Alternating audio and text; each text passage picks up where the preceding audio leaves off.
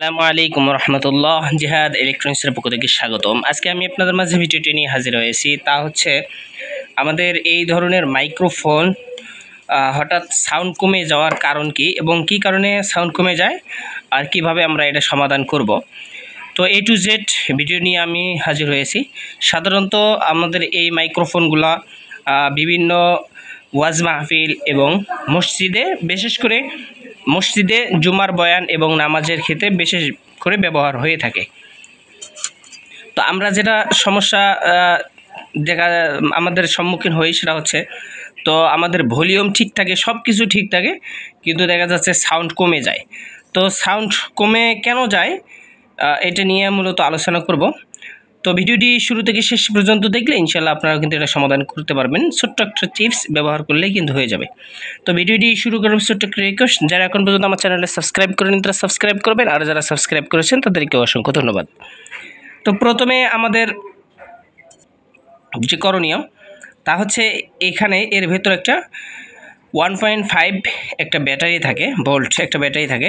Just এরকম করে ঘোরার পর দেখবেন এখানে একটা ব্যাটারি থাকবে, ঠিক আছে। তো এখানে দেখেন লেখা আছে 1.5 ভোল্ট। এখানে হচ্ছে এটা মাইনাস, এটা হচ্ছে প্লাস। এখানে যদি একটু আপনারা থাকান, দেখেন এখানে কিন্তু একটা ক্যাপাসিটার আছে, অর্থাৎ হচ্ছে সিরামিক্স ক্যাপাসিটার ভিতরে আছে একটা রেজিস্টর আছে।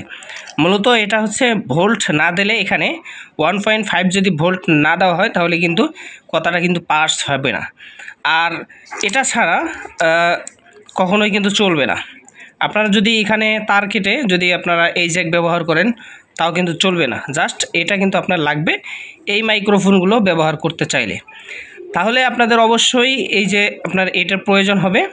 এবং এখানে ব্যাটারির যদি ভোল্ট কমে যায়, দেখা যাচ্ছে যে আপনার 1.5 ভোল্ট এখানে যদি আপনার 1 ভোল্টের নিচে চলে আসে, তাহলে কিন্তু অটোমেটিকভাবে সাউন্ড আর পাস করবে না এবং ভলিউম অনেক কম যাবে। মানে আপনি সাউন্ড ঠিক আছে, কাম হবে না, তখন আপনার কথা অনেক কম যাবে, আর কম গেলে তো আপনার সাউন্ড কম হবে।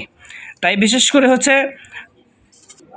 করে আপনাদের যখন দেখবেন যে সাউন্ড এবং সব কিছু ঠিক আছে, আপনার সেটে সব কিছু ঠিক আছে, যদি আপনারা দেখেন যে আপনার সাউন্ড কমে আসতেছে বা কথা ক্লিয়ার হচ্ছে না, সেক্ষেত্রে অবশ্যই আপনারা 1.5 ভোল্ট একটা ব্যাটারি এখানে ইউজ করবেন।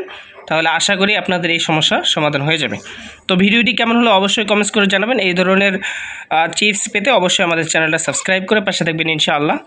আর ভিডিওটি কেমন হলো অবশ্যই কমেন্টস করে জানাবেন।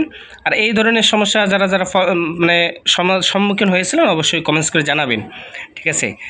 আর নেক্সট টাইমে কীরকম ভিডিও নিয়ে আপনাদের মাঝে হাজির হওয়া যায় এটা অবশ্যই কমেন্টস করে জানাবেন ইনশাআল্লাহ। তো আজকের ভিডিও এই পর্যন্ত, দেখা হবে নেক্সট টাইম কোনো এক ভিডিওতে ইনশাআল্লাহ। আসসালামু আলাইকুম ওয়া রাহমাতুল্লাহ।